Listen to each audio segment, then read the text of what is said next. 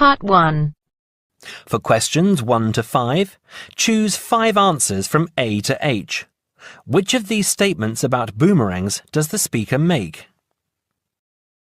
First, you have some time to look at questions 1 to 5.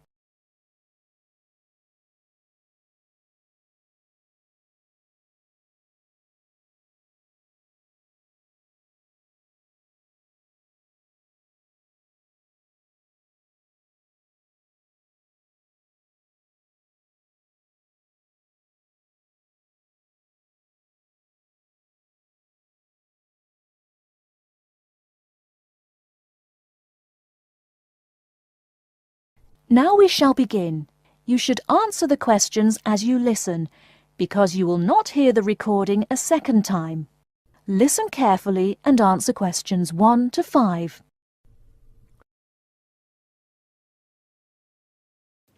Most people probably don't realise what a clever thing a boomerang is. People think they're just toys or something used for sport. In fact, they were the very first objects made by human beings that were heavier than air and could fly. They were used for weapons and for hunting. The oldest Aboriginal boomerangs date back to 10,000 years ago.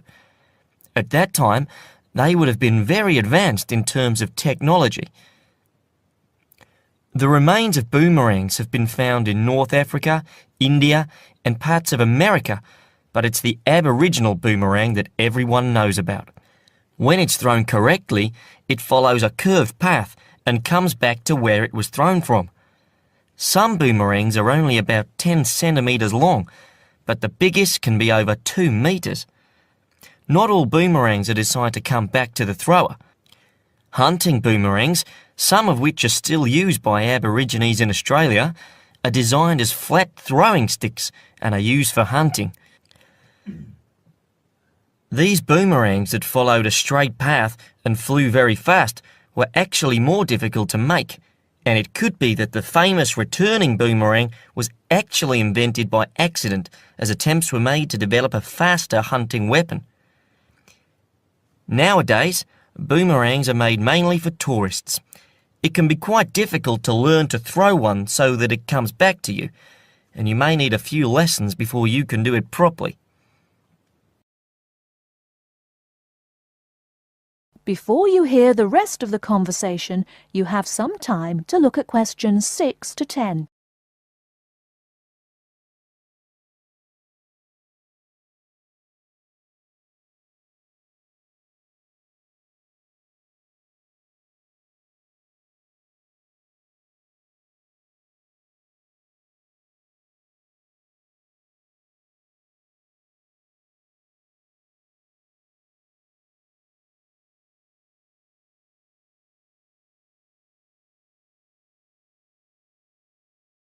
Now listen and answer questions 6 to 10. Of course, it's not really clear who exactly invented the television. A number of different scientists and inventors were working on similar projects at the same time. But a man from my country, John Logie Baird, is the man who created the first working television system. He first demonstrated his invention to the public in 1925. At one of London's most famous department stores, Logie Baird demonstrated how silhouette images could be seen to move on a screen.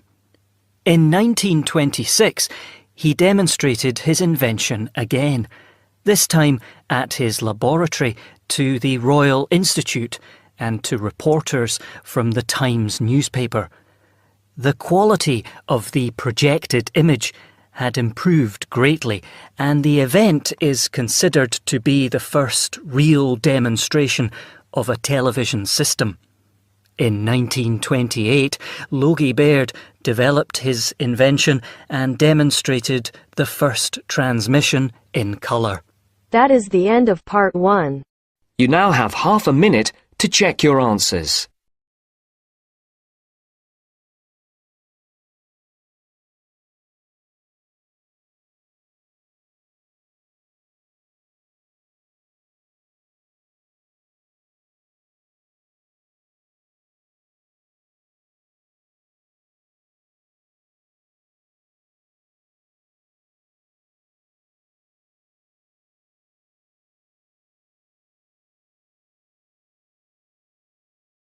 Now turns to part 2.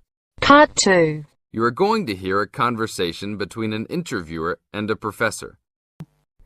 First, you have some time to look at questions 11 to 16.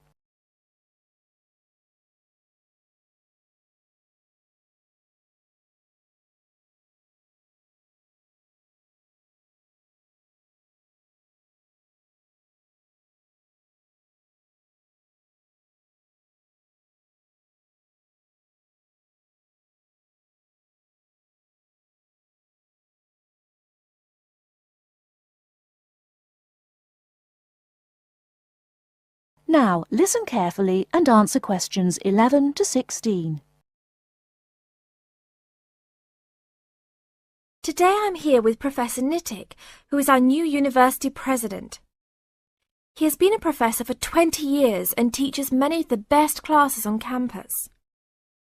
I know many of you have had him as a teacher and know of his brilliance. Good morning, Professor Nittick. Thank you for stopping by the student station. Thank you for having me here. It is always great to get to meet many of the students who are involved with our school.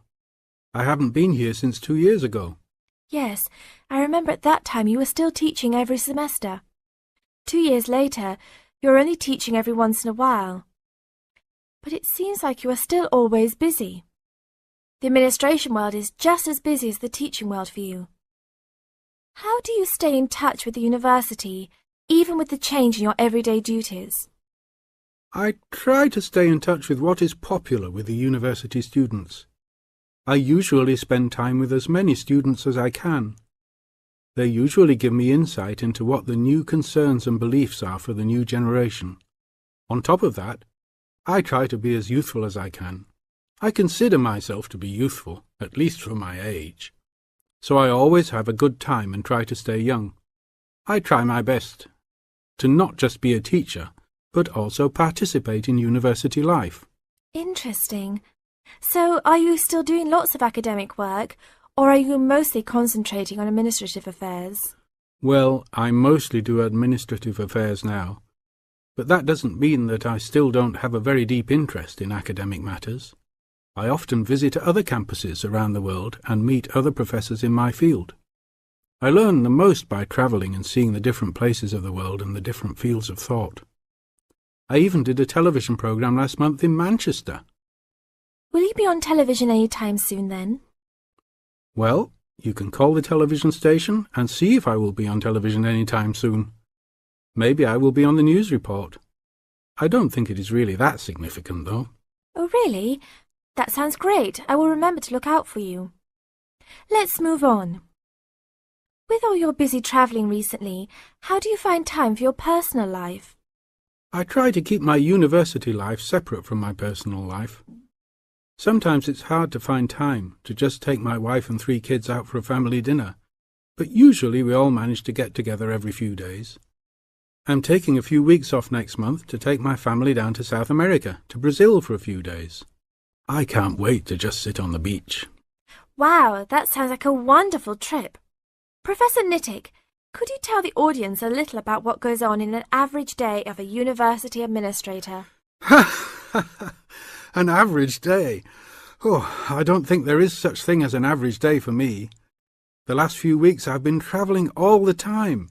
I can be in Los Angeles in the morning and in New York by the afternoon and back to Los Angeles by the evening. Sometimes I will spend the whole week at a new university, showing the new administrators the ins and outs of running a university. Sometimes I can spend the whole day in the office on the phone, so there really is no average day for me. I guess that is because I do so many different tasks. Sorry to let all the viewers down, but that is the plain truth.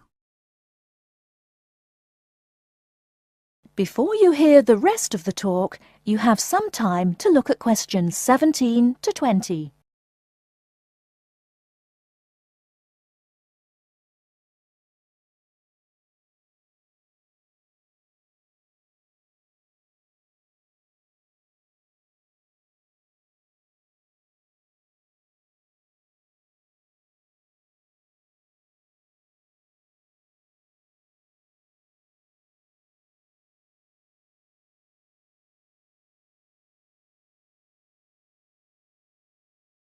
Now listen and answer questions 17 to 20. Well, I guess I can sum it up for them. You are a busy man. That is probably a good description. So, are there any immediate plans for the coming few weeks? Well, I'm in Los Angeles for the next 2 days, and then I fly to Colorado to meet a new prospective professor for our university. I will be in Colorado for about a week. Then I go to Japan for the next 10 days to meet with our university branch in Japan about record sales there. After that, I return to Los Angeles for a week, just in time for the graduation of the class of 2001. There you have it, my next month's schedule. Thank you very much, Professor Nittick. I always enjoy having you on our show. We hope to have you back on our show next time. The end of part 2. You now have half a minute to check your answers.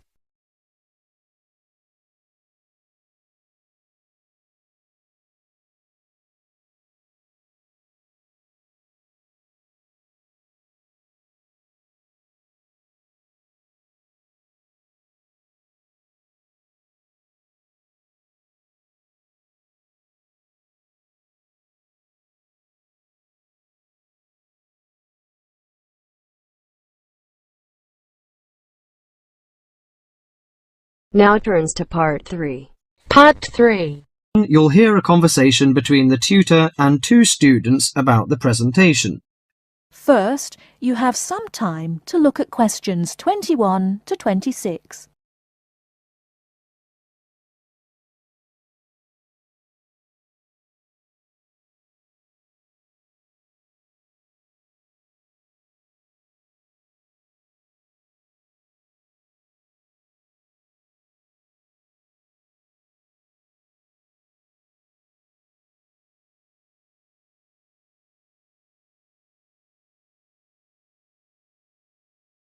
Now listen carefully and answer questions 21 to 26. Good morning, everyone. Well, I think we can start straight away by getting Rose and Mike to do their presentation. Would you like to start, Rose? Yes, well, we've done a survey on local entertainment. Basically, we tried to find out how students feel about the entertainment in the town and how much they use it. Yes, so we've called our project Out and About. Yes, that's a good title, Out and About.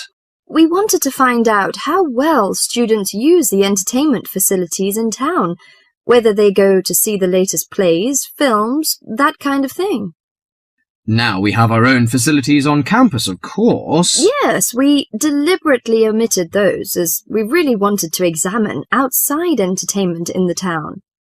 Actually, there were a lot of areas to choose from, but in the end we limited ourselves to looking at 3 general categories: cinema, theatre and music. Right. Okay, well, first of all, cinema. In the town there are 3 main places where you can see films. There's the new multi-screen complex cinema, the old park cinema, and the late-night Odeon.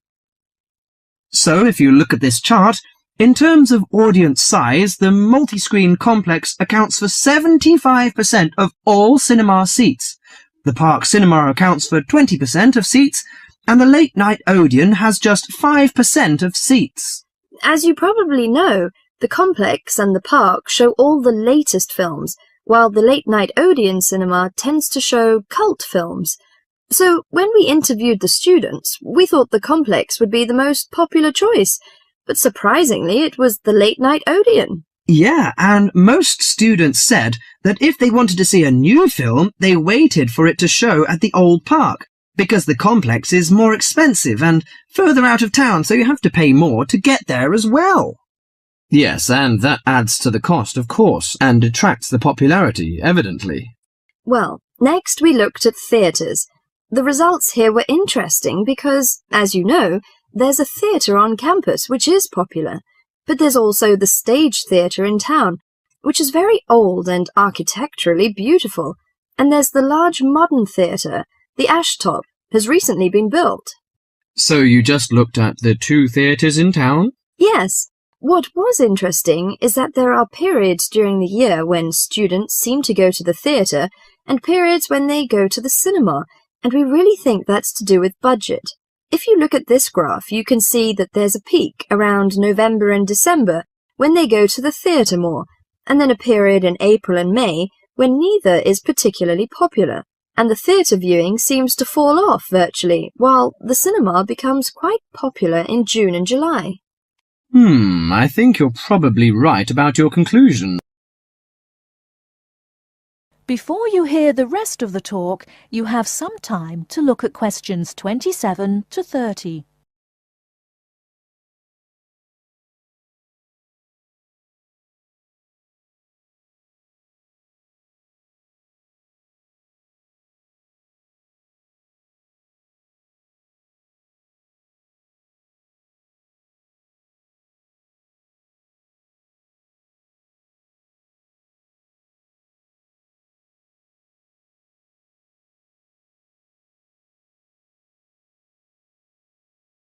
Now listen and answer questions 27 to 30.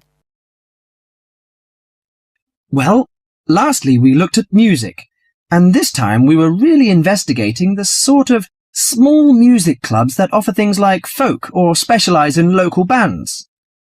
So not musicals as such. That's right.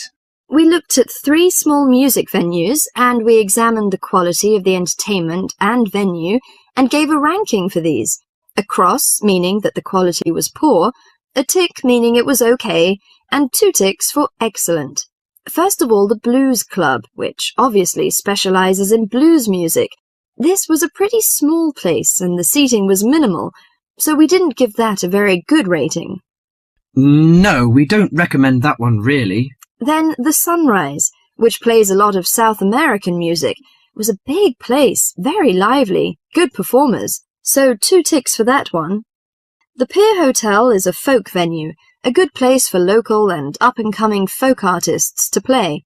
Not the best of venues, as it's in a basement and a bit dark, but the quality of the entertainment was reasonable, and the lighting was very warm, so we felt it deserved an average rating. Finally, there's the Bald Rock Cafe, which features big rock bands and is pretty popular with students, and we enjoyed ourselves there as well, so total marks for that one. And then did you get any information from the students as to which of the clubs they preferred? That is the end of part 3. You now have half a minute to check your answers.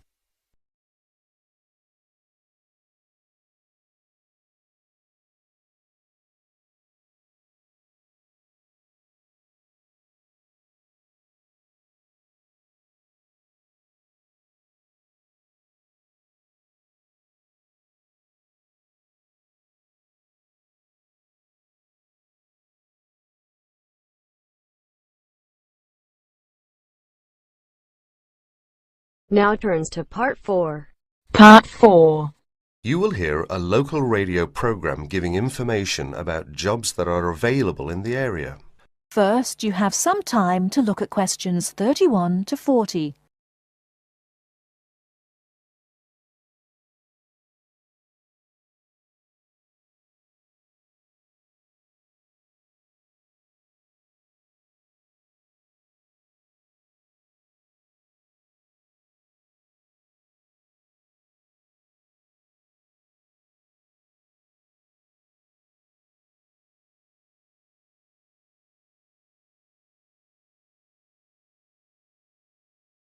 Now listen carefully and answer questions 31 to 40. Mandy. Good morning, Mandy. What's up in the employment world this morning? Well, Simon, this morning I have 5 jobs that have come in, and the first is for a dental assistant. That's located in Tunbridge, and it's 2.5 days a week, Tuesdays, Thursdays and Saturday mornings. You've got to be at least 25, and the salary is £2,080 per annum, and you've got to be experienced. The second opening is for a florist, and this is according to experience as to wage, and the age is open. The job is in Tunbridge Wells, and the hours are from 9 to 6 Monday to Saturday, and because you're working Saturday, you get a day off in the week. Now, as that's a florist, you must be very experienced in all aspects of floristry and capable of working to a very high standard. Previous managerial experience is an advantage, as this job has actually got nice prospects, because there's a possibility of management for the right applicant. So there's one for someone who's going places. What's next, Mandy? Next job then, Simon, is an evening job, and it's for a cleaner. The wage is £25 per week and the age is 30 plus. Hours for this, as it's an evening job, 6 to 8:30 Monday to Friday. So that's a nice job for someone who wants to do something in the evening, Simon. They must be fully experienced as an office cleaner, hoovering, dusting and polishing, etc. And where's that one based? Oh yes, that one's in Tunbridge. The fourth job we've got lined up is for general catering assistant, based in Paddock Wood. The wage is £48.40 plus full board, so that's full board and it's £48.40. The age is 18 plus and there are alternate shifts on this job. It's 7 a.m. to 3 p.m. and 11:30 to 7:30 p.m. and the job consists of cleaning, washing up the kitchen, as well as serving in the dining room and all sorts of domestic duties. Experience is not necessary. So for someone who's 18 plus, that's a nice little job there. And here's the punchline: 10 weeks holiday per annum. Oh ho, I might put in for that myself. I can just see you up to your elbows in the washing up, Simon. Last vacancy is for an office job. That's secretary and personal assistant based in Tunbridge. The wage is £4,298 per annum. Now, there's a little bit of detail I must give here. It's part-time to start with, 3 days a week for 3 months. So for the part-time, it's 3/5 of £4,298. And then after 3 months, it goes to a full-time job, 9 to 5. That's for someone 21 plus. And the job consists of work as a secretary cum personal assistant to social workers. You need fairly good shorthand and good typing speeds required. And it's also related to clerical work, answering the phone and reception, etc. And because it's working for social workers, you need a responsible attitude and common sense. So if you're interested in any of these jobs, get in touch with Tunbridge Job Centre on Tunbridge 55499 and ask for extension 30. And that's it, Simon.